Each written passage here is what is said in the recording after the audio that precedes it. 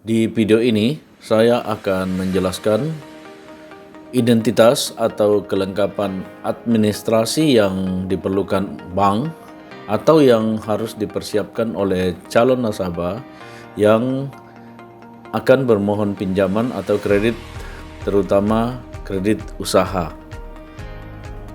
Identitas yang diperlukan dari calon nasabah pinjaman ada 3 jenis. Yang pertama adalah identitas pribadi, yang kedua adalah identitas usaha, dan yang ketiga adalah tanda bukti kepemilikan agunan.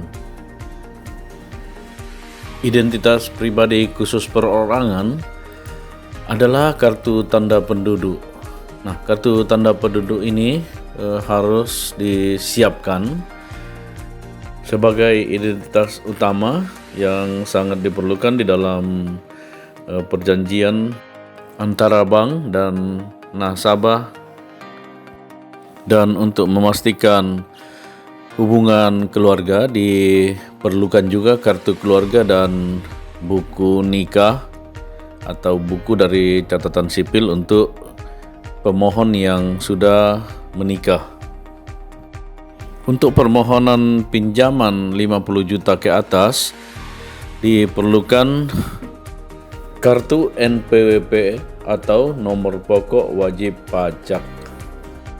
Identitas usaha yang diperlukan pada jumlah kredit tertentu antara lain surat izin usaha perdagangan atau SIUP, tanda daftar perusahaan, dan surat izin lainnya sesuai dengan peraturan yang berlaku di daerah masing-masing.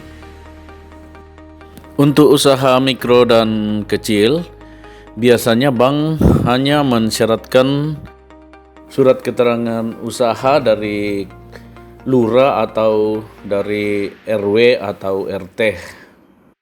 Selanjutnya adalah bukti kepemilikan agunan untuk tanah bangunan atau tanah kosong. Bank mensyaratkan sertifikat hak milik, atau kalau sertifikat hak milik belum ada, bisa juga dalam bentuk girik atau letter C, atau hak kepemilikan secara adat lainnya yang dapat dijadikan dasar untuk jual beli tanah atau tanah bangunan. Untuk kendaraan motor atau mobil, bukti kepemilikan agunan yang diminta adalah BPKB. Sedangkan untuk alat berat, bukti kepemilikan adalah berupa invoice. Apabila yang akan diagungkan adalah alat-alat elektronik atau perabot rumah tangga, maka bukti kepemilikan agunan yang disediakan berupa kwitansi kepemilikan dari barang-barang tersebut. Demikian video ini. Untuk identitas pribadi dan izin-izin usaha, Anda cukup menyerahkan fotokopi, tetapi petugas bank akan mencocokkan antara fotokopi dengan bukti asli dari identitas dan izin-izin usaha tersebut. Untuk bukti kepemilikan agunan, maka yang diserahkan adalah bukti kepemilikan yang asli, misalnya sertifikat tanda bukti hak milik, sertifikat tanah misalnya, atau BPKB, atau kwitansi asli, atau invoice yang asli.